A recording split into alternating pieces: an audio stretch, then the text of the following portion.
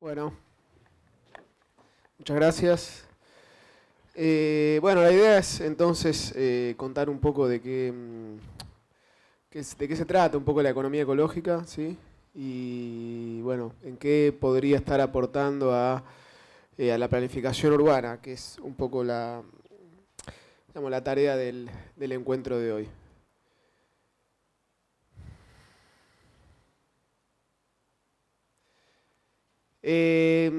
Algunos disparadores, digamos, que me interesa que deje la presentación es, bueno, cómo valoramos el ambiente, ¿sí? Cómo interpretamos y cómo intervenimos en ese vínculo sociedad, economía y naturaleza. ¿Qué nos puede aportar, como les decía, la visión de otra economía en la planificación urbana y qué necesitamos para tener una ciudad mejor y más sustentable? Entonces, empezando por la primera pregunta, esta de cómo valoramos el ambiente, digamos, lo más usual o digamos, la forma más utilizada es la de la economía ambiental y de los recursos naturales. Esto no es simplemente la economía aplicada al medio ambiente o el medio ambiente analizado de la economía, sino que es una forma, entre otras, que puede existir. Digamos, la dominante, la predominante, la que más se utiliza. Digamos, la idea es valorizar monetariamente los recursos naturales, los servicios ecosistémicos, ¿sí? Las externalidades. Ahí como vicio de investigador, les marco los referentes, los marcos teóricos, ¿no? Pero digamos de lo que se trata es de aplicar valor monetario, sí, a lo que serían las externalidades, los servicios ecosistémicos, sí. Ahí ven el grafiquito, digamos, la idea de esto es pensarlo como un apéndice de el esquema económico o el análisis de la mirada neoclásica de la economía, ¿sí? Un poco como nos planteaba tal vez el colega hoy en la ecuación macroeconómica del PBI. Y para esto, bueno, hay diversos métodos de valoración. En general, el más utilizado es el del valor económico total, donde se plantea, digamos, a los recursos naturales como valores de uso indirecto, directo, y valores de no uso, sí, los que serían los valores de existencia, los valores de opción. Y con esto la idea es hacer un análisis costo-beneficio, ¿sí? De esta manera nosotros podemos estar incorporando, ¿sí?, todas esas externalidades o esa valorización de los servicios ecosistémicos a los análisis costo-beneficio monetarios, ¿sí? Esto, digamos, bueno, en el caso de que esos recursos naturales tengan valores de mercado, se aplican esos valores, y si no, digamos, existen diversos formas, digamos, por mercados de simulación, o, bueno, diversas metodologías para aplicar precios donde eso no tienen precio. Y de ahí, bueno, como muestra el gráfico, se obtienen esos óptimos sociales. Y de alguna manera, digamos, con esa ecuación costo-beneficio uno podría tomar decisiones al respecto. Esta es la forma que más se utiliza a la hora de valorar o incorporar el ambiente, ¿sí?, en el análisis económico. Para citar algunos ejemplos, ¿no?, de este tipo de cálculos que se hacen, por ejemplo, que todos los servicios ecosistémicos globales estarían rondando entre los 17 y 54 trillones de dólares por año, ¿sí?, promedio 33, ¿sí?, que esto traje algunos ejemplos, ¿no?, que la contaminación del aire tiene un costo, ¿sí?, que ronda los 21 billones de dólares y que se estaría casi cuadriplicando, ¿sí?, en los próximos años, ¿sí? Esto incorporando, o sea, lo que se trata es, se incorpora, digamos, cuáles son los costos en materia de asistencia de salud, cuál es la disminución de la productividad, ¿sí? Todo esto es lo que incorporaría un análisis de este tipo, de economía ambiental.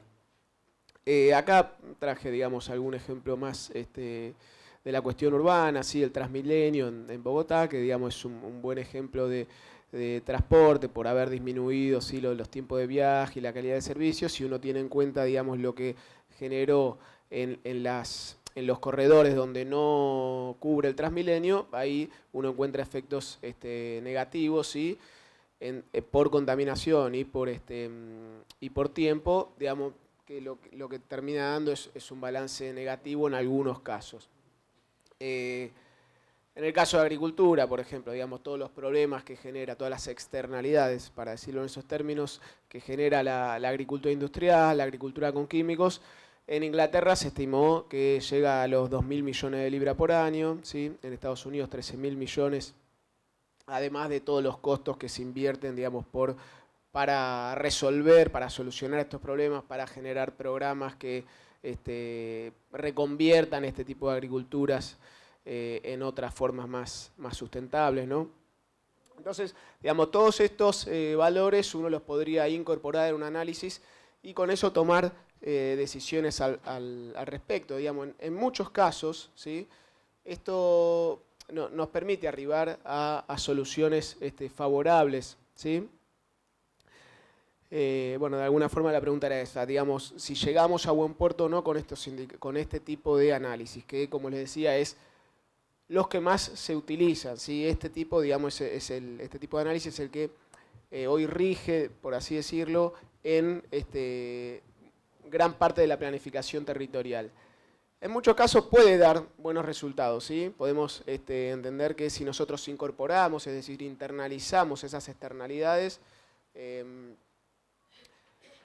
nos permite, digamos, llegar a conclusiones que nos den, digamos, una solución más favorable en términos económicos ambientales.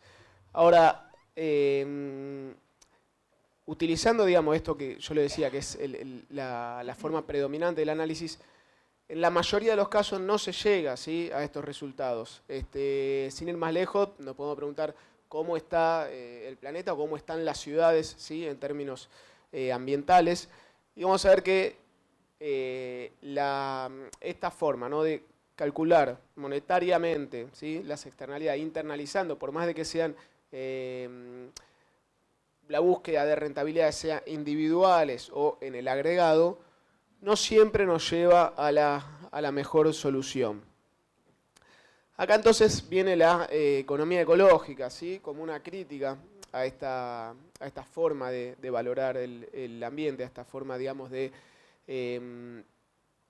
considerar solamente como un costo monetario las externalidades o solamente como un capital natural también monetario, los servicios ecosistémicos. Entonces la economía ecológica digamos, se para digamos, con una postura crítica frente a la economía ambiental, no ve ese tradicional circuito, ¿no? Bien de los manuales de economía, de empresas y consumidores, donde circulan bienes y servicios y donde circula el mercado de los factores de la producción. Ese circuito lo va a ver inmerso en un sistema mayor, ¿sí? Donde hay intercambio de materia y energía. Ese sistema es la biosfera, la naturaleza, ¿sí? Y donde tenemos degradación de la energía, ¿sí? Con calor disipado, generación de desechos que podemos reciclarlo, eso seguramente nos estén hablando más adelante. Y que, digamos, todos estos procesos que se dan acá, tanto los energéticos como, digamos, la pérdida de equilibrios ecosistémicos, en muchos casos son irreversibles. Por eso es que, digamos, la asignación de precios, ¿sí? Al no considerar que estos procesos sean irreversibles, al no considerar la posibilidad de incertidumbre, inconmensurabilidad, ¿sí? Al no considerar que las generaciones futuras no intervienen en la formación de precios de los mercados, resulta insuficiente. Por eso la economía ecológica va a trabajar con un enfoque de tipo de metabolismo social, ¿sí? Calculando, bueno, todos esos materiales, toda esa energía que circula, qué es lo que pasa con la pérdida de servicios ecosistémicos. Y para eso, digamos, no se va a focalizar en un indicador, ¿sí? Monocriterial, como puede ser el precio, ¿sí? Como es el que trabaja la economía ambiental y de los recursos naturales. Y en su lugar va a proponer diversos indicadores biofísicos, ¿sí? Como son bueno, la huella ecológica, ahora vamos a charlar un poco de eso, la huella las diversas huellas, ¿no? La huella hídrica, la huella de carbono, el agua virtual, está mal escrito ahí, el suelo virtual, el HAMP, la mochila ecológica, ¿sí? Los análisis energéticos que incorporan toda la energía agregada en el sistema. Estos son, de nuevo, ¿no? la cuestión del vicio académico de citar los referentes teóricos. Entonces, bueno, digamos, para traer alguno de estos indicadores biofísicos en lo que podemos trabajar, vamos a ver uno que a lo mejor varios conocen, ¿sí? Que es más conocido, que es la huella ecológica. Para explicar un poco, digamos, no, muchas veces se confunde, se cree que la huella ecológica es simplemente el impacto o la impronta que nosotros tenemos sobre el medio ambiente. En cierto sentido está bien, es así, pero digamos es fundamentalmente un indicador espacial, ¿sí? Lo que dice la huella ecológica es, bueno, cuánto espacio realmente estamos ocupando. Esto lo podemos calcular tanto en términos individuales como para una ciudad, para un país, ¿sí? Lo que hace es calcular cuánto espacio estamos ocupando en cuanto a nuestra demanda de alimentación, ¿sí? De tierras para construcción, el carbono que necesitamos fijar, ¿sí? Los bosques y digamos, el alimento que proviene del mar, ¿sí? O del agua. Y por supuesto, bueno, esto que tal vez sería el terreno destinado a la construcción, que es en términos a lo mejor sí, territoriales o espaciales, concretamente lo que ocuparía la ciudad. Para traer algunos datos, ¿no? De lo que sucede a nivel global. Estos son datos de la Footprint Network, ¿sí? El que maneja, digamos, oficialmente los datos de huella ecológica. Muchos hoy han escuchado hablar, bueno, que hoy en realidad estamos necesitando 3 planetas, o que si tuviésemos el consumo de un europeo o un norteamericano promedio, se necesitarían 6 planetas. Bueno, eso es de alguna manera, o viene de estos trabajos de huella ecológica, ¿sí? Donde vemos que a partir del año 70, 71, ¿sí? Esto serían cantidad de planetas, se supera, ¿sí? Esa biocapacidad que nos tiene el planeta, esa capacidad de carga, y por lo tanto estamos utilizando más de lo que tenemos, ¿sí? Eso está, no sé si llegan a leer, pero lo que sería azul sería, digamos, la parte correspondiente al carbono. Esta celestita sería, digamos, todo eso que proviene de las pesqueras, digamos, del alimento proveniente del mar, como les decía. Esto naranja es los cultivos, la huella de cultivos. Este rojo, ¿sí? Que es estrecho, que es justamente lo que yo les decía, el espacio dedicado a construcción, ¿sí? Y después tenemos los productos forestales, ¿sí? En verde, y las tierras de pastoreo. Bueno, como ven, digo, para ya meternos en el tema ciudades, este rojo, que digamos uno podría pensar que es bastante pequeño, ¿sí? Si bien viene creciendo en términos porcentuales, una problemática también que aparece ahí es que en general lo que, digamos, por donde se expanden las ciudades, en el mayor de los casos es en suelos agrícolas de alto valor, ¿sí? Con lo cual esta otra y esta otra se ven implicadas. Hay datos, bueno, la Footprint Network, ¿sí? Tiene una base de datos importante que aparecen datos a nivel nacional para todos los países, ¿sí? ¿Cómo estamos nosotros con respecto a la huella ecológica? Bueno, estamos, digamos, cada argentino promedio, por así decirlo, está ocupando 3,7 hectáreas bioproductivas, ¿sí? Esto en lo que refiere, digamos, a la superficie bioproductiva de nuestro país, ¿sí? Nosotros estamos bien, ¿sí? En términos de decir que la Argentina tiene, digamos, una gran superficie bioproductiva, ¿sí? Que nos permitiría ocupar casi 7 hectáreas globales por persona, ¿sí? Y estamos ocupando la mitad. La tendencia, digamos, tampoco es tan creciente, digamos, en ese sentido. Lo que también nos permite comparar esto es entre países, ¿sí? ¿Qué países están, digamos, ocupando mayor huella ecológica? ¿Qué países ocupan virtualmente territorios de otros países, ¿sí? Ahora, para ciudades, ¿sí? Por eso traía estos resultados, no está cubierto, digamos, todo el espectro de ciudades que uno quisiera por estos análisis, ¿sí?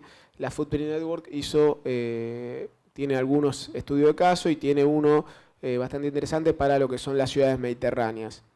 Entonces, ¿por qué traía este ejemplo? Acá, bueno, divide, ¿sí? Primero, tiene acá todas las, no sé si se llega a leer, pero bueno, La Valeta, que sería la que más huella ecológica per cápita tiene, está arriba de 5 y Tirana en Turquía está cerca de 2. Para el caso de las ciudades, hay, como ven, el azul representa casi un tercio, ¿sí? Este sería, digamos, la huella ecológica de vida de alimentos. ¿Y por qué me interesa traer este tema en particular? Porque de alguna manera, o sea, si nosotros pensamos de dónde viene, o sea, una de algunas de las conclusiones que nos deja esto, ¿no? Si uno piensa, digamos, que que esa ciudad, ¿sí? Ocupa un territorio mucho mayor, digamos, el concepto de huella ecológica es decir, hasta dónde nosotros necesitamos, ¿sí? Espacio para poder sustentar las actividades, digamos, tanto la provisión de, como les decía, de alimentos, de fuente de energía, de materiales forestales, de alimentos del mar, y dónde ponemos esos desechos. Obviamente que para todas las ciudades del mundo, digamos, eso va a requerir un espacio mucho mayor del de las ciudades. Bueno, la pregunta es hasta dónde nosotros necesitamos ocupar ese espacio.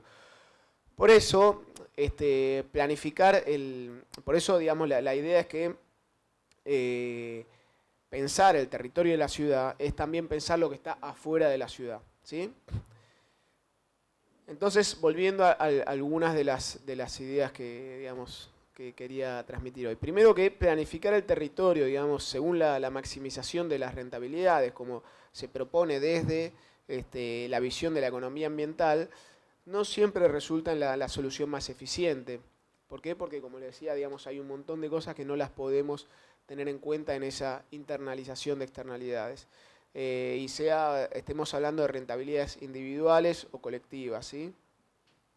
Entonces, por eso la idea era traer otro tipo de visión económica, ¿sí? Con enfoques que vayan más allá del monetario, ¿sí?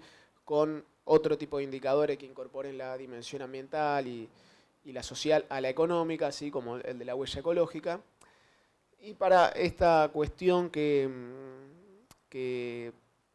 les traía, ¿no? De decir, bueno, a ver, la planificación del territorio urbano va mucho más allá de los límites de la ciudad, ¿sí?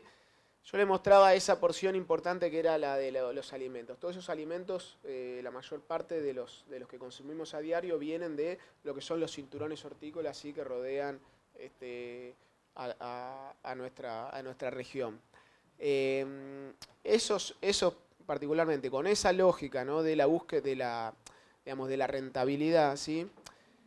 Es que están muy vulnerables, ¿sí? Todos esos territorios. ¿Por qué? Porque en términos de rentabilidad, bueno, los tipos de uso de suelo van de alguna manera corriendo, ¿sí? Este tipo de actividades que resultan centrales para nuestro abastecimiento diario, ¿sí?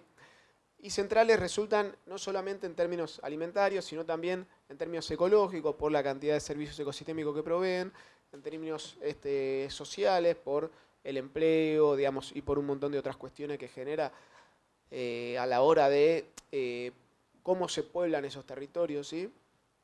Y económicos, ¿sí? Entonces, digamos, cuidar esos, o sostener, ¿sí?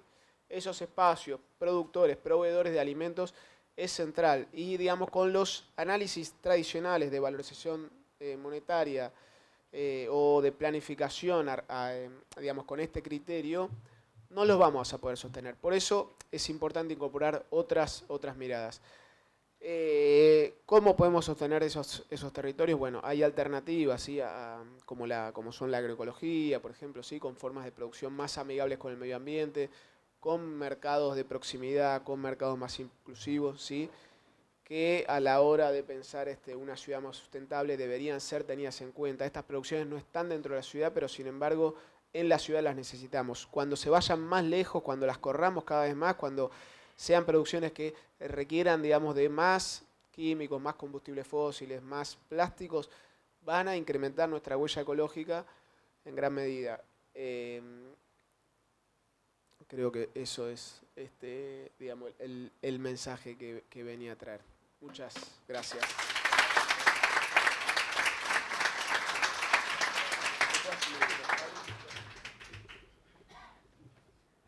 Bueno, buenos días a todos y a todas. Es un gusto y una oportunidad para nosotros estar presentando.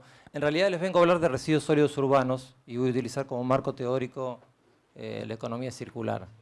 En la primera instancia voy a contarles un poquito el trabajo que venimos desarrollando con la Fundación Metropolitana y el Centro de Economía Circular, junto con la Fundación Ambiente y Medio, con el apoyo del SEAMSE. La economía circular es un concepto económico que relaciona la sostenibilidad y persigue que el valor de los productos, los materiales y los recursos se mantengan dentro de la economía el mayor tiempo posible.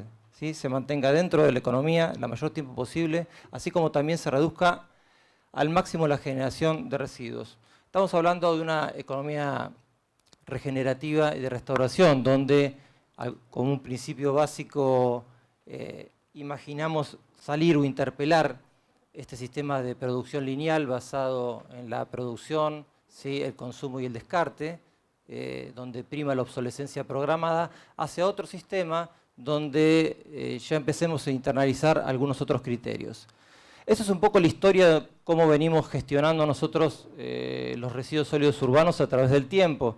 Entonces tenemos, bueno, este correlato podría dar cuenta de la historia de el urbano continuo, la ciudad autónoma y su área metropolitana, 1821, disposición de huecos y baldíos, situación de anarquía individual, la quema en 1860, la incineración, el relleno sanitario en 1977 por decreto 911, la Estrategia Nacional de Gestión de Residuos Sólidos Urbanos, y pongo arbitrariamente el esquema del 2015 Economía Circular como paradigma por la normativa que a nivel de continente que desarrolló la Unión Europea en cuanto a economía circular y las directrices, ¿no? Como un marco a tener en cuenta a la hora de gestión de residuos sólidos urbanos.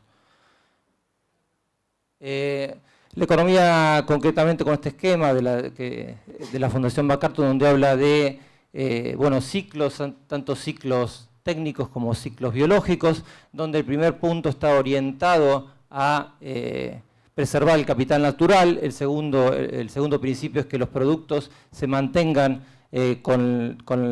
durante el ciclo económico la mayor cantidad de tiempo posible y en las mejores condiciones, ¿sí? Sin perder calidad.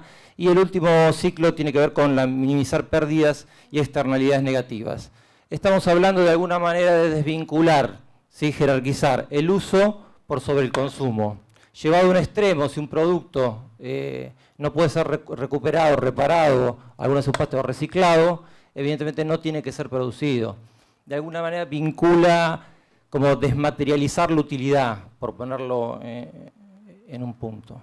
Acá básicamente voy a presentar el Centro de Economía Circular, que cuenta con 3 áreas, la Agencia de Servicios de Economía Circular, que es un área de servicios, la incubadora de empresas y proyectos de economía circular, que es donde yo básicamente estoy haciendo mi trabajo, que busca vincular proyectos y proyectos en el área metropolitana que incorporen estos 3 principios de la economía circular, a su vez asumir también otros criterios como replicabilidad, escalabilidad y demás. Tenemos un protocolo de intervención en estos aspectos y todos los proyectos que se presentan, lo que se trata es linkear con capitales semilla para poder desarrollarlos.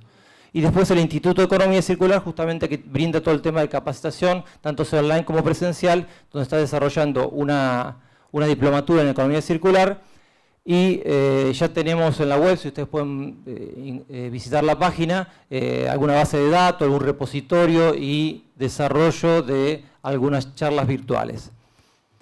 Bueno, esto es un poco lo mismo. Ahora quiero pasar a lo que se me pidió también, que haga un panorama del estado de arte en el área metropolitana en cuanto a la gestión de residuos sólidos urbanos y haga una breve caracterización.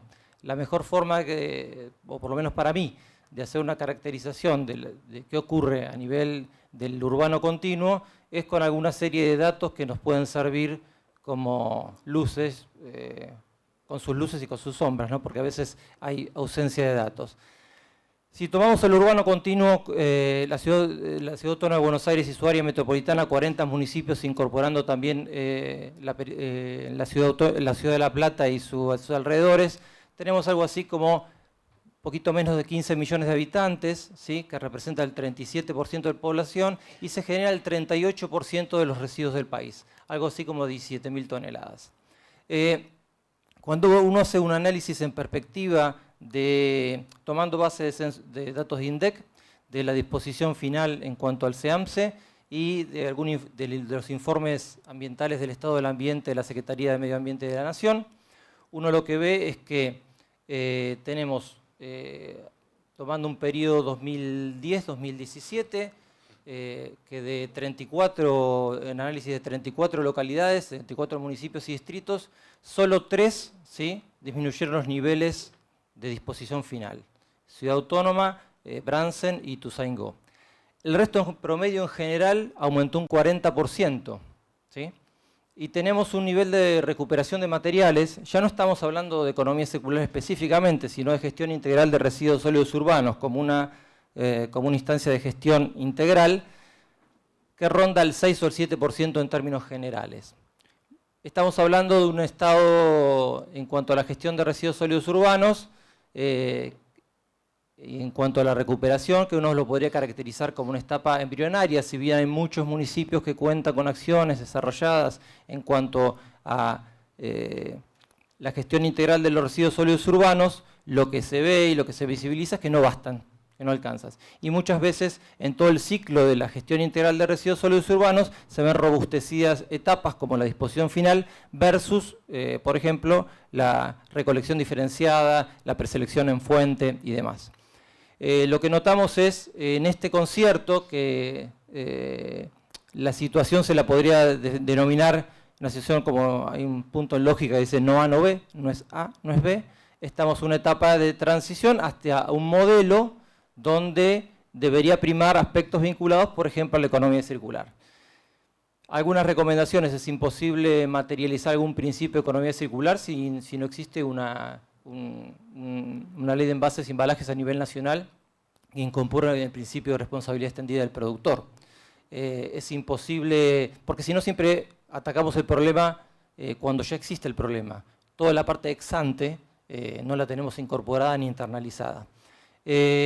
A todo esto también se incorporan otros escenarios de posibles avances tecnológicos en cuanto a la termovalorización o waste to energy o incineración. Desde ese marco, más allá de las idas y venidas y la no materialización de esos proyectos, encontramos como referencia alguna referencia de la Unión Europea, donde, sobre todo los principios de economía circular, donde dice, bueno, que waste to energy sería una etapa en cuanto a la búsqueda de la economía circular, pero en tanto y en cuanto no se toma como un paradigma estructurado.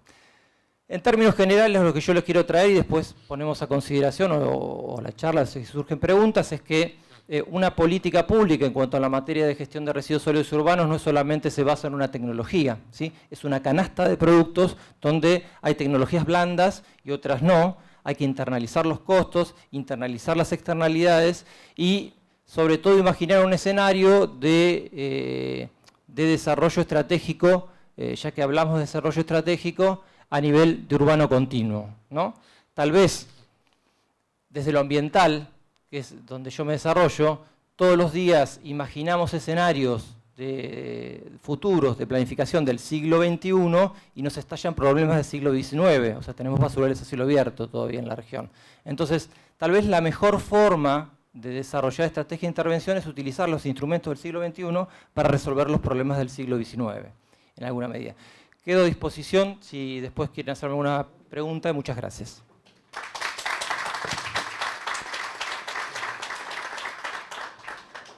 Bueno, mi nombre es Ezequiel Barbenza, pertenezco a la Universidad de El Salvador, soy docente investigador en economías alternativas en general, o nuevas economías. Hoy vamos a hablar acá de la economía roja, que es la economía del consumo, pero preferí mantener el concepto de economía roja y la cita que mandaron como disparador, que es una cita de Gunter Pauli, donde habla de esta economía roja, hablando de la economía del consumo. Pero ¿por qué preferí mantener el concepto de economía roja? Porque no se puede pensar, así como la ciudad de Buenos Aires no se puede pensar sin el AMBA, el consumo no se puede pensar sin todo lo que rodea al consumo. Acá mostraron la ecuación macro principal, está consumo, inversión y el resto que depende de esas dos. No se puede pensar el consumo sin la producción, no se puede pensar el consumo sin analizar qué es el consumo, de dónde viene. Por eso cuando hablamos de consumo alternativo, ¿es alternativo a qué? Y es alternativo a un modo de consumo. Lo que Gunter Pauli con esta definición está criticando de alguna manera no es el consumo en sí. Digo, si vamos a la Cámara de Comercio y decimos, bueno, nuestra idea es bajar el nivel de consumo, o le decimos al ministro de Hacienda, queremos bajar el consumo, cuando el IVA explica un 25-30% de los ingresos, no creo que acepten mucho eso. Entonces el tema no es bajar el consumo o reducir el nivel de consumo, sino pensar el tipo de consumo y sobre todo saber que esto no viene de una teoría económica, sino que esto viene de movimientos que se están generando, bien lo decían al principio, las nuevas economías no tienen solo aspectos nuevos, tienen aspectos que vienen desde siempre o desde hace mucho tiempo. Entonces, la toma de conciencia de qué y cómo se consume ya viene desde hace mucho tiempo y esa es una de las cosas que se toman acá en esta definición. Gunter Pauli habla de deuda con la naturaleza, de deuda con la humanidad.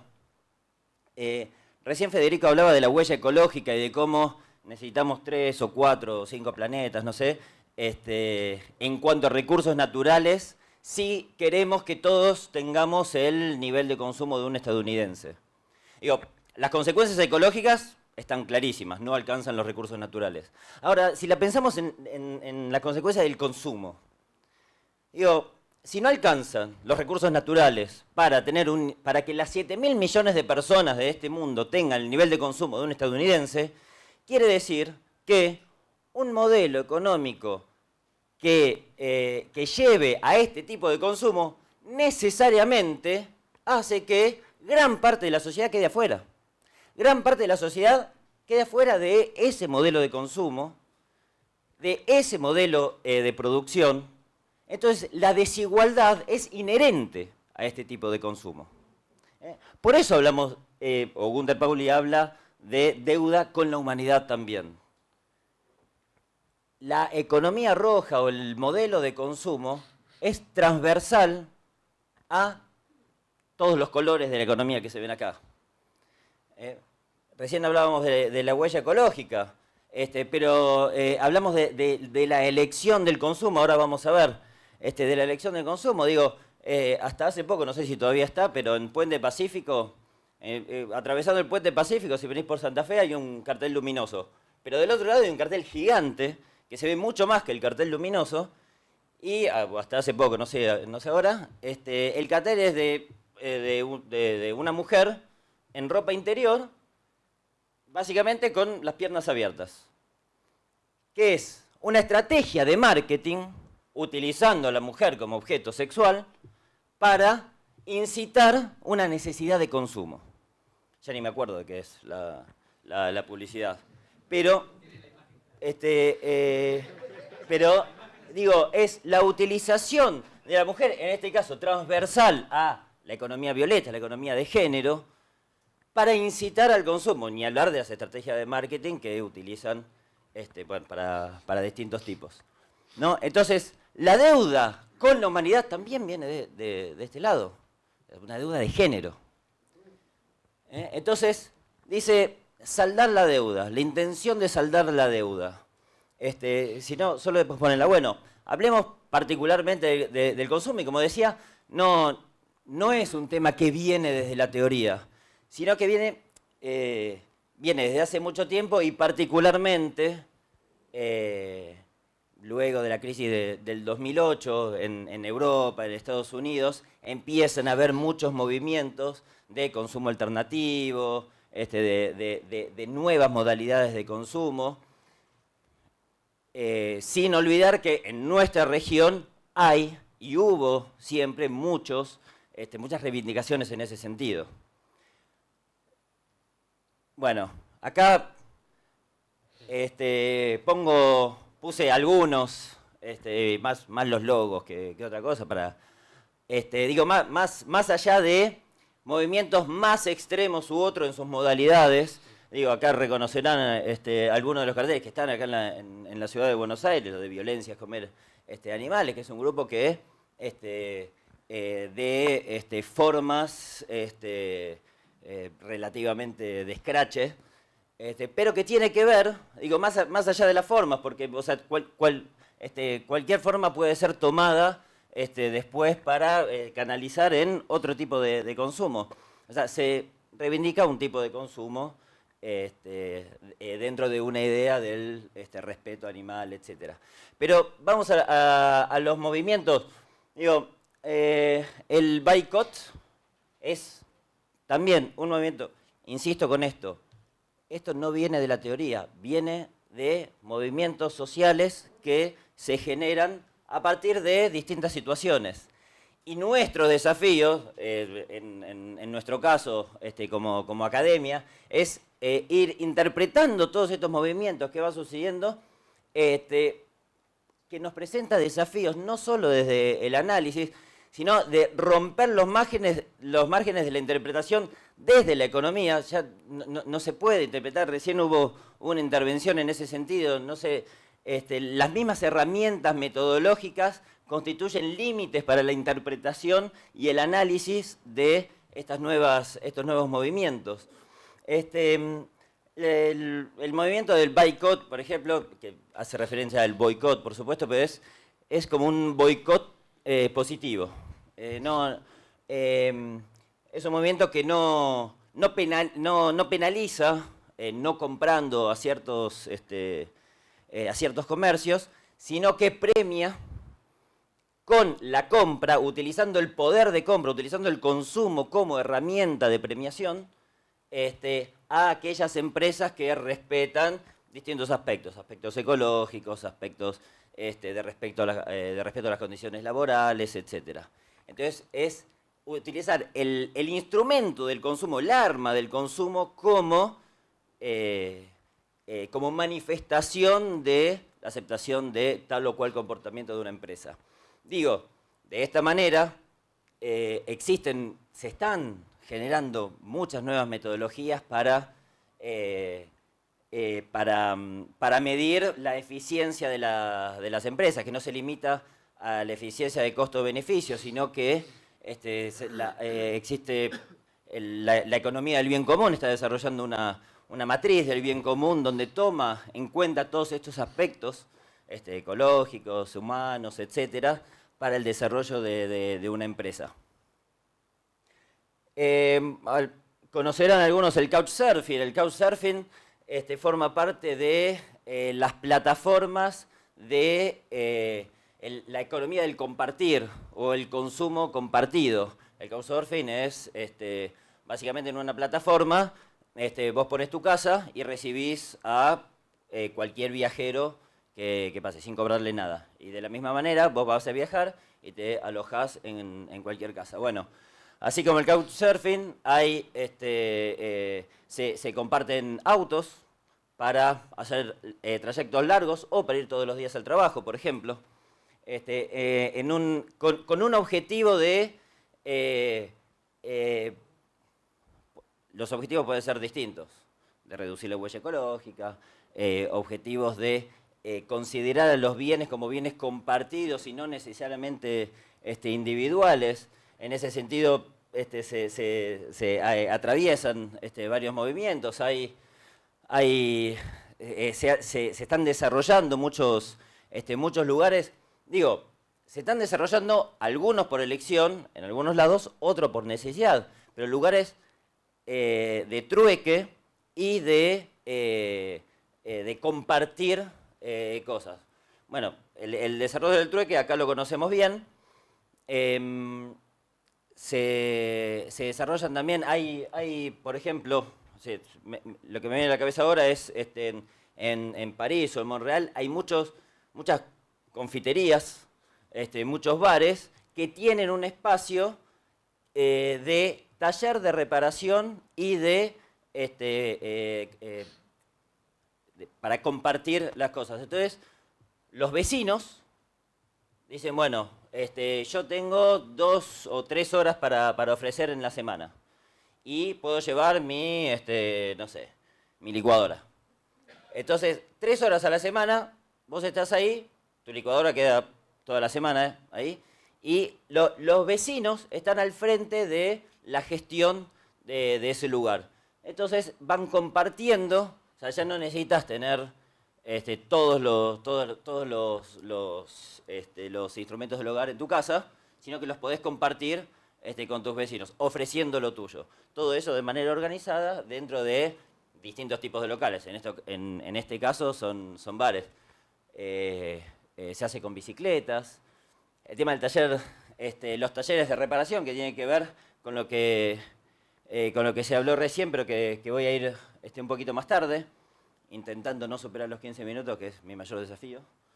En fin, los nuevos tipos de consumo, y uso particularmente esa expresión de nuevo tipo de consumo porque tiene que ver con esto de las nuevas economías, pero, insisto, toman prácticas que ya existían. Se pueden dividir de distintas formas, para compartir, para respetar el medio ambiente, para respetar cuestiones que tienen que ver con el trabajador, con el género, etc. Pero, como decía, el consumo no se puede pensar o analizar sin ver otros aspectos, por ejemplo, la producción. Una producción que acá tomé la expresión responsable para tomar expresiones que muchos de estos movimientos utilizan. ¿Qué quiere decir una producción responsable en este sentido? Así como hay muchos movimientos sobre el consumo responsable u otros tipos de consumo, van de la mano y de hecho muchas veces actúan juntos con modalidades de producción responsables. Y acá recién hablaban de la obsolescencia programada, que es uno de los elementos que tiene que ver con esto. Digo, muchos han vivido sus experiencias con las fotocopiadoras que no funcionan. Bueno, ¿qué quiere decir esto? Xerox ha tenido ya juicios por obsolescencia programada. ¿Por qué? Porque se ha comprobado que produce dentro de su modo de producción, se piensa en que el producto se vuelva obsoleto rápidamente, ya sea de manera técnica o bueno, hay distintas maneras. Se puede programar el software para que una impresora te diga ya no hay más tinta, cuando en realidad sacás el cartucho y ves un poquito. Entonces, arreglando un poquito el software, podés sacar muchas fotocopias más. Digo, este ejemplo, el de iPhone, es el más conocido. También ha tenido juicios que han llevado a en la Unión Europea en particular, en otros países también, a avanzar sobre una legislación sobre modos de producción, que respeten al consumidor, en este caso, que no se basen, y por eso lo relaciono con el consumo, que no se basen en producir para aumentar el consumo, que no se basen para que tengas que reemplazar tu celular cada año porque al año queda obsoleto porque ya el sistema operativo no te funciona o la memoria no te alcanza. O, por ejemplo, que las baterías antes los celulares se abrían todos, sacabas la batería, lo podías reparar. Ahora están todos cerrados, sellados, la batería pegada. Es muy difícil de reparar. Existen, acá desde el consumidor también, el consumidor puede elegir. Pero bueno, la elección está acotada. Porque yo puedo elegir comprar un iPhone o un Huawei que me sale tantos pesos, pero que sé que en poco tiempo va a ser obsoleto, o comprar un Fairphone, que es de los nuevos teléfonos que respetan a los mineros del zinc africano, que es completamente reparable. El sistema operativo se adapta y te puede durar 10 años, pero para eso tengo que pagar como 600 euros, no sé cuánto. Entonces, existen límites. Y voy cerrando. Ya. Digo, estos son los ejemplos de obsolescencia programada o modos de producción, por un lado, pero por otro lado, las medias. Para las mujeres. Digo, mi abuela siempre me decía que se compraba unas medias y le duraban años. Ahora, ¿cuánto dura? ¿Un día? ¿2? Eso tiene que ver, ha cambiado, se han adaptado los modos de producción en función de que se tenga que reemplazar cada vez más rápido las medias, en este caso. Entonces, el modo de producción no puede estar separado de las decisiones de consumo. Entonces, las dos vertebrados, a la hora de pensar un análisis, una planificación de este tipo, tenemos que pensar de los dos lados. ¿Sí? Entonces, finalmente, voy a cerrar con... esto es un eslogan de mayo del 68 en París, que dice, hagamos el amor y no las compras, que tiene que ver un poco con esto. O sea, insisto, la idea no es reducir el consumo porque... No, vivimos en una sociedad, pero adaptar estas nuevas economías, o estos nuevos modos de pensar la economía, a lo que ya existe en la ciudad de Buenos Aires. No me queda mucho tiempo para el análisis de la ciudad de Buenos Aires, pero en la ciudad de Buenos Aires tenemos características, sobre todo si la pensamos junto con el AMBA, con toda la informalidad que hay, la informalidad y los niveles bajos de ingresos en algunos sectores, sobre todo del conurbano, donde muchas de estas prácticas ya existen con las limitaciones. Primero, por necesidad o con las limitaciones que existen. Entonces, cuando hablaba con colegas de otros países para adaptar estas medidas o para pensar de adaptarlas, me decían, bueno, pero ustedes ya tienen muchos comportamientos que ya existen, solo necesitan formalizarlos o adaptarlos, etcétera. Digo, bueno, ya para cerrar, porque no me quiero extender mucho más, porque ya me extendí, nada, pensar los nuevos tipos de consumo como una manera de ver el consumo, no necesariamente reducir los niveles de consumo, sino otros tipos de consumo que tienen que ver con otro tipo de producción, que es transversal a todas las economías y que se piensa de manera macro, de manera global, de manera de toda la sociedad. Gracias.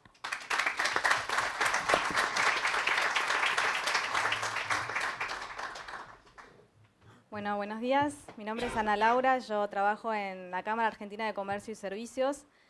El tema que me compete hoy es economía informal e ilegal. Que bueno, no es tan reciente, ¿sí? Desde la Cámara nosotros en el 2004 comenzamos a realizar una estimación sobre lo que es la venta informal, en realidad, aunque el informe se llama venta ilegal, en comercio y servicios. Quiero hacer esta distinción porque en realidad cuando hablamos de venta informal entendemos a una actividad que en principio es legal pero no está correctamente informada o no se realiza con la legalidad que lo requiere, y lo separamos de lo que es la actividad ilegal en sí, que puede ser falsificación, robo de mercadería, etcétera, pero que claramente están relacionados. Ahí era para allá. El motivo por el cual comenzamos a hacer esta medición de venta informal es porque el comercio y servicios tiene un 64% del PBI, es el que más empleo genera. Hay muchas pequeñas y medianas empresas que, si bien el informe tiene una parte que abarca a todo el país, hay una fuerte incidencia acá en lo que es Ciudad de Buenos Aires y algunos aglomerados de Gran Buenos Aires, y entendemos que es el principal afectado de este tipo de actividad.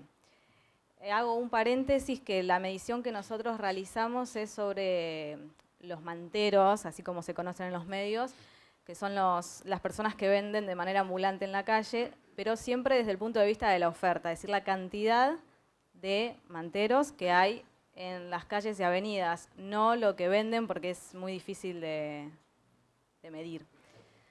En este sentido, también hace unos años realizamos un informe para analizar la cantidad de impuestos que tienen todas las provincias en el sector comercio y servicios, y realizamos lo que se llama un índice de competencia desleal para ver cómo afectaba a los diferentes comercios dependiendo de su jurisdicción. En el caso que nos compete hoy, que es la Ciudad de Buenos Aires, medimos un valor aproximado de un 30%, es decir que una persona que vende de manera informal o bien puede vender al mismo precio y tener un 30% más de rentabilidad, o bien tiene un margen de 30% para vender más barato esos bienes, lo cual afecta fuertemente a tres partes de la economía. Por un lado, el sector privado, en este caso comercio y servicios, de manera que pierde ventas. Por otro lado, también al Estado, que ahora vamos a ver, porque lo que esta persona o este grupo de personas están dejando de abonar son costos laborales, impuestos, ingresos, impuestos a las ganancias, al cheque, es decir, una serie de conceptos que hacen también a la recaudación del Estado. Y también afectan obviamente a los consumidores, porque si bien entendemos que hay una necesidad y un problema macroeconómico que hace que el consumidor muchas veces vaya también a buscar ese tipo de productos, la realidad es que no hay ningún tipo de seguridad o de garantía de lo que están comprando. En el caso de alimentos y bebidas, que también hay mucha incidencia, obviamente que no hay ninguna norma de seguridad de que lo que están consumiendo y una serie de cuestiones. Bueno, como les decía antes, por ejemplo, lo que afectan al Estado, tanto nacional, provincial o municipal, ya que no tributa impuestos ni tasas, y el sector comercio y servicios, al aportar un 65% del PBI, es el que mayor carga tributa, es el que mayor tributa, digamos, y esto le sirve al Estado. Esta pérdida de ventas que tienen en competencia con la venta informal genera un perjuicio también para el Estado.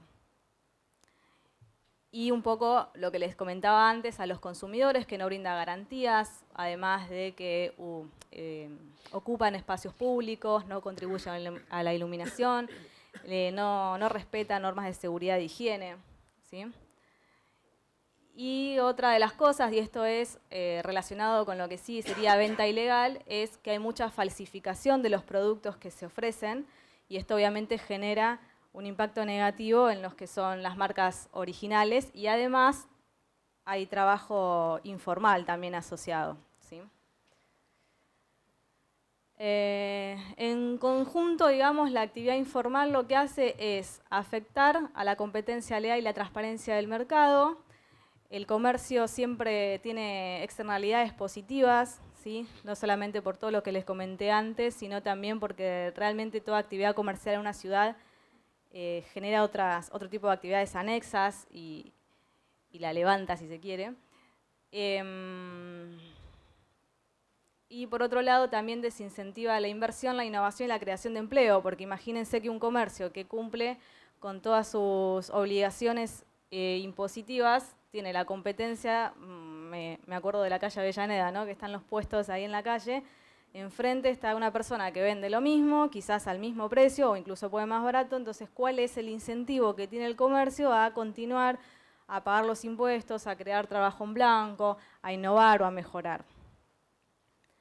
Las actividades ilegales asociadas, bueno, trabajo esclavo, el tráfico, mercadería robada, Otro de los puntos también, en el sector recibimos muchas quejas de lo que se llama piratería del asfalto, ¿sí?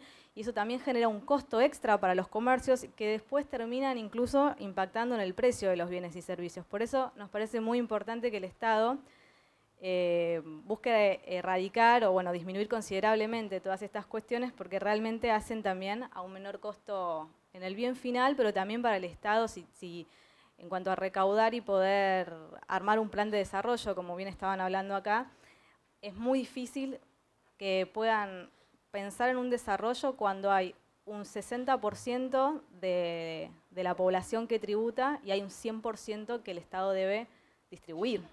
Es como muy difícil que se logre un equilibrio. Y por último, destacar que la Cámara realiza estos informes, pero como dice ahí, no tiene poder de policía, sino que simplemente ponemos sobre la mesa cuál es la situación y el Estado, en última instancia, es el que puede tomar medidas al respecto. Acá lo que hice fue mostrar, esta es una metodología del INDEC en base a lo que fue la matriz que se creó en el 2004, en donde ellos hicieron una estimación de lo que es la participación de la economía no observada, le llaman ellos, pero es esta economía informal. Y bueno, puse algunos de los sectores de actividad económica como para que dimensionemos de lo que estamos hablando. El principal es el servicio doméstico con casi el 90%, vale la aclaración, esto es 2004, después vinieron las políticas de fuerte formalización del sector, así que no lo sabemos aún, pero esperamos que haya disminuido.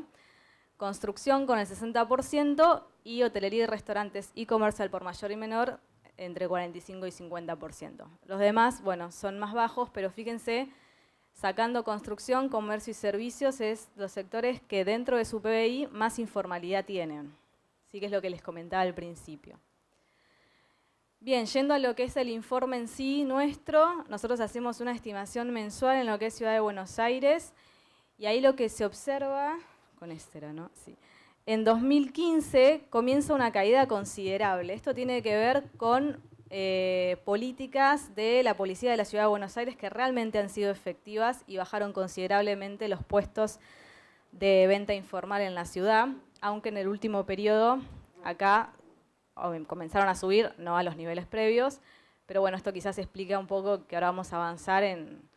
Esto no escapa obviamente de la realidad macroeconómica, ¿no?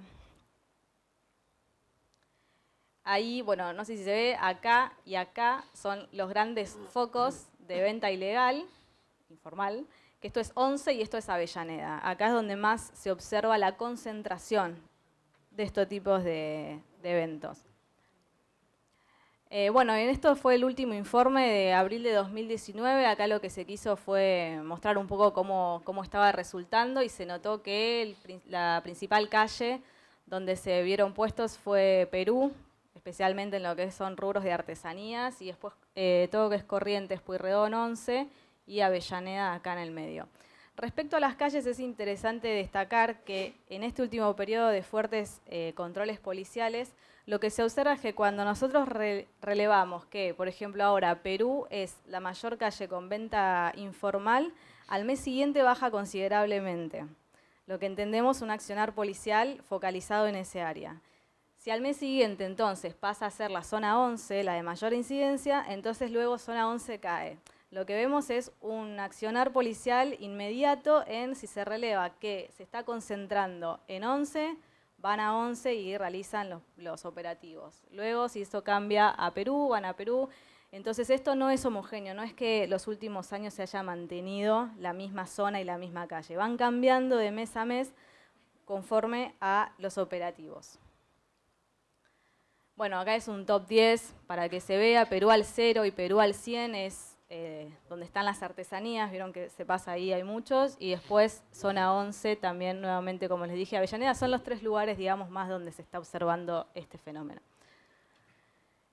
También quisimos agregar, esto es medianamente reciente, desde 2012 creo que estamos con Gran Buenos Aires, algunos de los aglomerados, y este fue la performance. Estos picos, igual que se ven acá, hay que tener en cuenta que como la medición es nueva, muchas veces es como que se ve un salto muy grande, pero no necesariamente es que hay miles de puestos. El más volátil, sé que está parecido, pero la plata es más volátil, que de hecho nos llamó mucho la atención que en este último mes subió bastante. Los otros también tienen cierta volatilidad, pero están de manera más homogénea, incluso el último mes bajaron todos. Quizás tenga que ver con algún accionar policial la diferencia del resultado. Otra de las cosas que hacemos como para dimensionar también el tema es comparar la evolución, la variación interanual que pasa en lo que es venta formal e informal. Como venta formal tomamos los indicadores de shoppings o centros de compras, como lo llaman INDEC, y de supermercados. Y en este caso lo que se observa es que van a la inversa, ¿no? Digamos, cuando la venta formal va creciendo, esto también es resultado del devenir de la economía, la venta informal va cayendo o va creciendo mucho menos. Y luego, cuando la venta formal cae fuertemente, como es lo que se ve, no era como es lo que se ve acá, que empieza a caer fuertemente, la actividad ilegal aumenta, ¿sí? Esto tiene que ver con un cambio de comportamiento de los consumidores, quizás porque hay una situación macroeconómica difícil, prefieren irse a comprar este tipo de bienes que ya, como ya dije antes, son más baratos. Pero también quizás, bueno, si a un trabajador no le alcanza el dinero, quizás también opta por un segundo ingreso a través de esta vía. O bueno, si perdió el dinero, obviamente también es motivo para ese cambio. Y bueno, acá supermercados y venta ilegal también para que vean que el comportamiento es el mismo. Estos picos que son, bueno, en este más chico, en este más grande, es en diciembre por las fiestas, que no importa si es formal o informal, de todas maneras suben. Bueno, como para finalizar, lo que intenté hacer es salir un poco de lo que es, el informe de la Cámara de puestos de venta ilegal y hablar de cómo solucionar la informalidad en general, ¿sí? Porque en última instancia era el tema que compete. Y en este sentido nos parece importante de la Cámara todo lo que sea el impulsar los medios de pago electrónico y la bancarización, porque toda vez que se les dé incentivo a los comercios para que acepten este tipo de medios de pago y también a los consumidores se los eduque para que comiencen a utilizar estos medios de pago, es una actividad que no puede escapar de la registración, ¿sí? O sea, necesariamente queda la facturación, el pago de los consumidores, la forma en la que pagan. Recién cuando lo mencioné, no quise decir la obligatoriedad de utilizarlos, que si bien ya está establecido por la AFIP, sino más bien el impulsarlos, darle incentivos también, porque es cierto que si bien se los obliga desde el punto de vista de necesidad fiscal y de blanquear la economía, genera un costo también para los comercios que muchas veces no pueden afrontar o ven reducida su rentabilidad. Entonces también nos parece adecuado o pertinente, por lo menos en un primer periodo, que el Estado acompañe a través de algunos incentivos o beneficios a los comercios para que puedan adaptarse a estas nuevas modalidades de pago, porque entendemos que eso después, en el mediano y largo plazo, va a traer beneficios también para el Estado a través del pago de tributos que les comentaba antes. La inclusión financiera, esto tanto para los consumidores como para los comercios, ¿sí? Muchas veces se encuentran aislados, no pueden acceder porque bueno, no cumplen con algunos requisitos, porque las tasas son muy altas, entonces también creemos importantes que el mercado financiero aumente, ¿sí? No solamente para el comercio, digamos, ¿no? Para toda la actividad.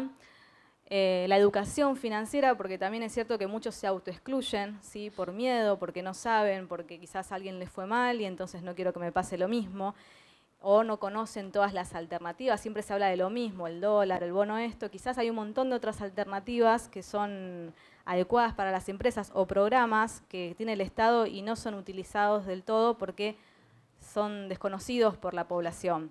Una vuelta también habíamos hecho una encuesta, era para el sector de exportación, a ver cuál de todos los programas del gobierno utilizaban para ayudarse en la producción y nos sorprendimos de que la mitad no usaba ninguno, porque ni siquiera sabían que existía. Entonces también quizás un poco de mayor comunicación por parte del Estado en este tipo de herramientas. Bueno, obviamente la reducción de impuestos, ¿sí? Claramente, como ya lo mencionaron antes, el tema de la informalidad está fuertemente relacionado con la carga tributaria. Yo mencioné hoy que bueno, un caso promedio de la Ciudad de Buenos Aires era del 30%, pero si analizamos las distintas provincias pueden llegar al 50% la carga tributaria y realmente para un comercio puede ser inviable de esa manera, con lo cual es muy importante que haya medidas tendientes a disminuir la presión que tienen los sectores. Bueno, beneficios fiscales para aquellos que formalicen a sus empleados. Esto lo quisimos poner porque quizás hay empresas que están registradas como tales o comercios registrados como tales, pero no así a los empleados o no a la cantidad de los que tienen. Y eso también hace a la informalidad. Normas de calidad para empresas, esto ya quizás es un poquito más elevado, que tiene que ver con que a través de las normas de calidad que se les pide a muchas empresas, necesariamente la relación entre proveedores y consumidores debe estar formalizada, porque forma parte de este tipo de auditorías que se hacen, con lo cual eso también ayuda a reducir la informalidad y mejorar la eficiencia de las entidades públicas referidos a la fiscalización, para realmente poner sobre la mesa cuántas empresas, cuántos comercios quizás no están formalizados, también a los controles que se hacen policiales con los que les comentaba antes de venta ilegal en las calles.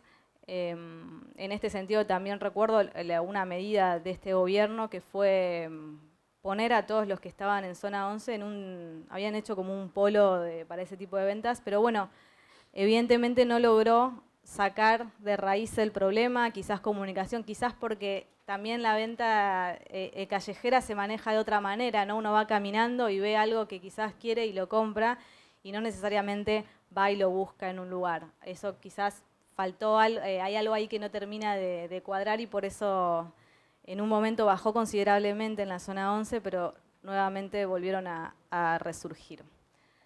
Bueno, ahí cierro, eso es todo, muchas gracias.